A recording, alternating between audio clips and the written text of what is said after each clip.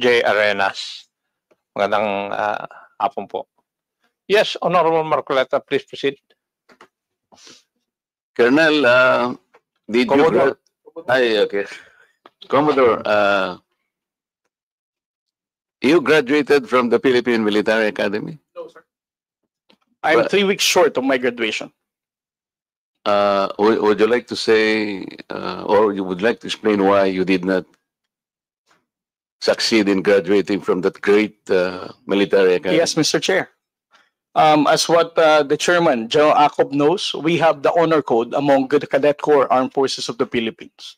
I was charged of cheating with other 7 of my classmates, and it was a gentleman's agreement. If you violate the honor code, you formally file your resignation, and then you just leave, sign the clearance, and get out of the Philippine Military Academy. And that's 3 weeks before my graduation, sir. I never insisted because I respect the honor code. But did you violate the honor code? Yes, sir, we did. That's why I resigned for the good of the service. Okay, but that's not my question. We need to defend our exclusive economic zone with all our might and with all our life, because it is ours. Hindi lamang yung EEZ, merong continental shelf, territorial sea, and all this. These are maritime rights, which even the UN Convention of the Law recognizes. We had an award, yung arbitral award between the Philippines and China, and the subject matter is the South China Sea. You know that, Yes, I'm sure. In that particular award, the tribunal ruled that the Scarborough Shoal is a traditional fishing ground. Yes, sir. I'm sure you studied that. Traditional fishing ground proceeds from the traditional fishing rights, or TFR, which is a private right fully recognized under public international law. Yes, sir. You agree? Traditional fishing ground. And in that award, the tribunal said, well, the Vietnamese, the Chinese, and the Filipinos can freely fish in that area because it is a traditional fishing ground. Mr. Chair, I think the good Commodore and the rest of the agency that is bound to protect our fishermen could have started along that line. Because a traditional fishing right is a private vested right. It does not concern territory. Sa aking palagay, Mr. Chair, mas magandang maging magandang simula yun. Let's talk to China. And I believe China will recognize the traditional fishing right. Because in the year 2000, I will remember that they had an agreement with Vietnam in the Gulf of Tonkin. If you will study that. Nagkaroon sila ng agreement, and they divided that fishing ground among themselves. Something that we can also do para hindi tayo nagkakaroon ng girian. Pinag-uusapan lang naman dyan are the living resources in this particular area. Bakit hindi po natin binibigyan ng emphasis? Why don't we initiate something positive along that line? We had the tribunal ruling. Sabi niya, it is a traditional fishing ground. Bakit hindi natin sila kausapin on that basis? Marami tayong jurisprudence, international jurisprudence. In 1974, pag-aralan po ninyo, Mr. Chair, yung mga maritime cases that was ruled by the tribunal. Yung case ng Federal Republic of Germany against parang Holland, and also Great Britain against Holland. Yung alam po ninyo, yung ruling is the same.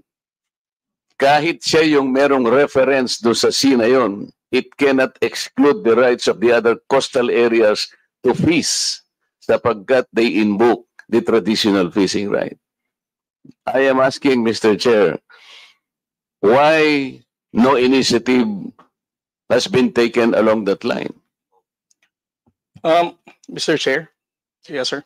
To Honorable Marcoleta, it's beyond my pay grade to explain why our strategy is not in alignment with that fishery agreement in Bajo de Masinloc.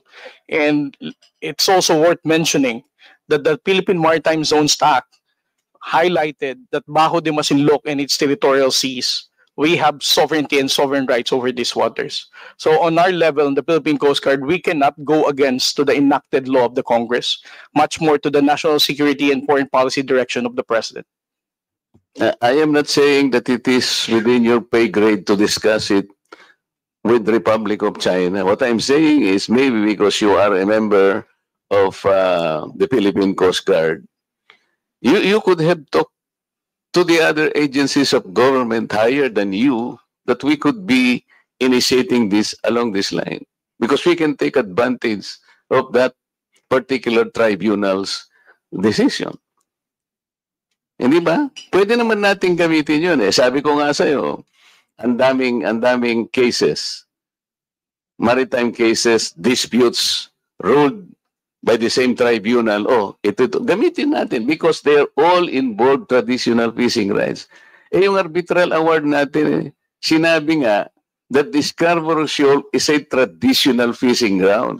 So sinasabi ko lang, pwede tayong mag-initiate along this line because we are backed up by the award. And another, Mr. Chair, have you read the entirety of the UNCLOS? Not the entirety, sir. I won't pretend that I have. Even if I read, I'm not a lawyer. I have a PhD in international relations, but I'm not a legal person. So I won't claim that I fully comprehended the contents of the entire UNCLOS. Understood. Okay, so what about the aspect of that particular UNCLOS document that relates to the particular maritime area that is now called South China Sea? The South China Sea is a semi-enclosed sea. Did you find in the UNCLOS the significance of a semi-enclosed sea? I think it is under Article 123 of the UNCLOS. Kung tinatanong ko lang, sir, kung nabasa mo lang. Mr. Chair, I'm not the proper resource person to respond to this kind of question, sir. Thank you, Mr. Chair, because I am raising that particular issue because if the most responsible agency will look at it, there is a connection on how we should approach the entire problem because the entire South China Sea is a troubled sea. Kaya dapat inaaral natin, saan kaya tayo magsisimula? Ano kaya ang magiging basihan sana natin to approach this issue? Because if you will look into the definition of a semi-enclosed sea, which is under Article 123, makikita natin doon, Mr. Chair, na yung palang mga coastal states, kasi tingnan po ninyo, imagine it, on the north, nandun po yung China, on the east, nandyan ang Philippines, on the west, nandyan ang Vietnam, southern part, nandyan ang Malaysia. Kaya, at meron din Taiwan on the north. Kaya tinawag po siya sa UNCLOS, Mr. Chair, na semi-enclosed sea. What is the significance of the semi-enclosed sea? Sinasabi po ron, pagka po yung body of water is a semi-enclosed sea, lahat po ng coastal states has the responsibility to coordinate, to cooperate in the exploration, the research, development of that area. We can utilize that as the cornerstone of our defense na. Oh, sinasabi pala rito dapat cooperative ang approach. Hindi sa'yo yan. Kasi even in the description of the sea, tayo dapat nagko-cooperate. So sinasabi ko lang ito, Mr. Chair, because of the complications and the complexities of the South China Sea. Kaya po, kahit na konti lang ang panahon, gusto kong makakontribute na ito po ang dapat nating pagsikapang aralin. So maraming salamat po, Mr. Chair, sa inyong pasensya sa akin na medyo nagtagal para ipaliwanag lang ng konti, alang-alang po sa pagkaunawa nating lahat. Thank you, sir. Thank you.